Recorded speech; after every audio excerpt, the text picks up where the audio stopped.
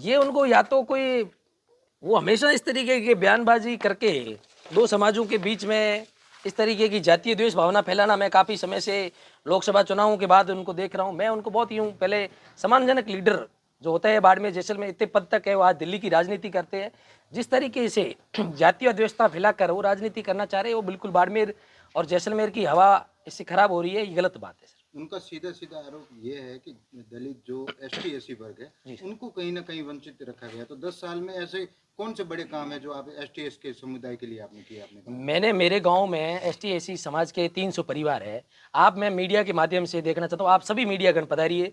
मेरा ऐसा कोई भी एसी का परिवार नहीं है उसके घर के आगे इंटरलॉकिंग सड़क नहीं बनी हो, ऐसा कोई परिवार नहीं है जो प्रधानमंत्री आवास से वंचित हो। उनके गांव, उनके अलग आंगनवाड़ी की मैंने व्यवस्था करवाई है, उनके हर प्रकार की मैं सुविधा में कोई भी ऐसी सरकारी जो लाभ होता है उनमें वो किसी भी प्रकार की कोई वंचित नहीं है सर। माननीय हरीजी चौधरी द्वारा माननीय राज्यपाल के अभिभाषण पर किए गए तंज और तथ्यों की अनदेखी पर अपनी बात रख रहा हूं।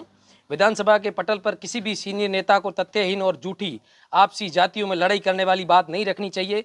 मैं पिछले 10 वर्षों से लगातार सरपंच ग्राम पंचायत तामदौर का सरपंच हूं। मेरे जैसे युवा पर लगातार भरोसा किया और इस भरोसे में गांव में रहने वाले 36 कौम के लोग हैं।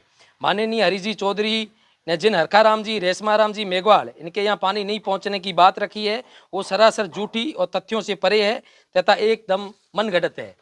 मैं चुनौती देता हूं कि मौके पर जाकर देखें और अपनी मन गढ़त और ढंग से बात हमारी ग्राम पंचायत तामलोर के आपसी भाईचारे को, बाड़मेर जिले के भाईचारे को और महामहिम राज्यपाल द्वारा विधानसभा की गरिमा को घटाया गया है।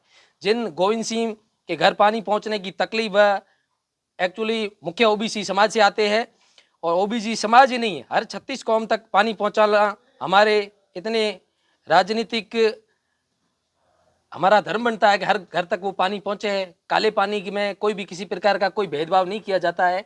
हम तो मारवाड़ के हैं, हमारे को पता है कि पानी की क्या अहमियत है।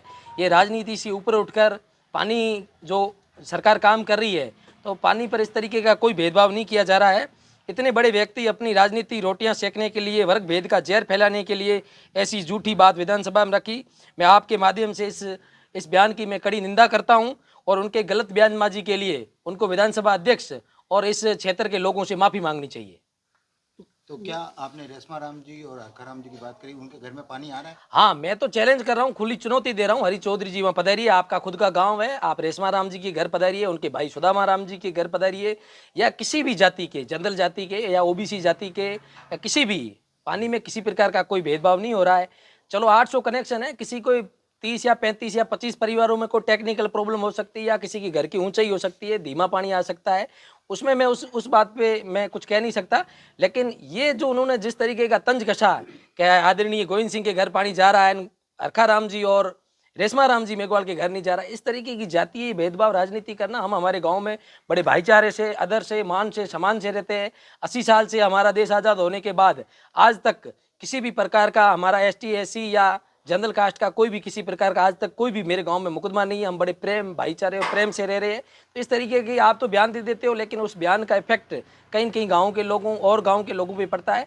ऐसे बड़े लीडर को, जो आज कांग्रेस के इतने बड़े सीनियर लीडर है, जिन्हें मध्य प्रदेश जैसे बड़े राज्य की जिम्मेदारी दी गई है, वो इस तरीके की बातें करता है तो बहुत बुरा लगता है सर। तो कितने तामलोर ग्राम पंचायत के अंदर कितनी आबादी और कितने गांव है जो पानी से लाभान्वित हो चुके हैं और वंचित है?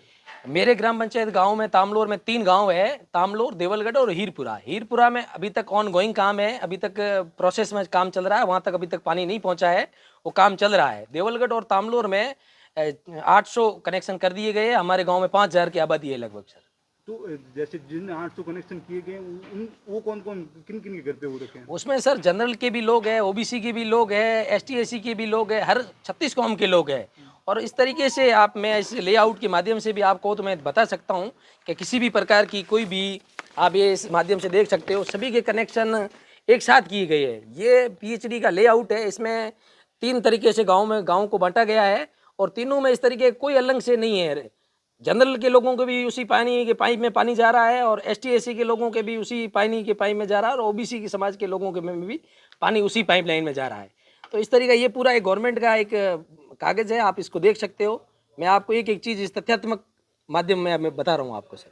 तो विवाद क्यों उपजा, क्या वजह क्या थी? ये उनको या तो कोई वो हमेशा इस तरीके की बयानबाजी करके दो समाजों के बीच में इस तरीके की जातीय द्वेष भावना फैलाना, मैं काफ़ी समय से लोकसभा चुनावों के बाद उनको देख रहा हूँ। मैं उनको बहुत यूँ पहले सम्मानजनक लीडर जो होता है बाड़मेर जैसलमेर इतने पद तक है, वो आज दिल्ली की राजनीति करते हैं।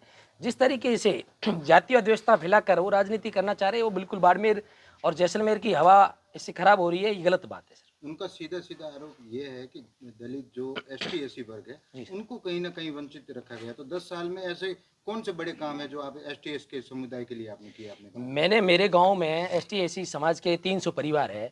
आप मैं मीडिया के माध्यम से देखना चाहता हूँ, आप सभी मीडियागण पधारिए।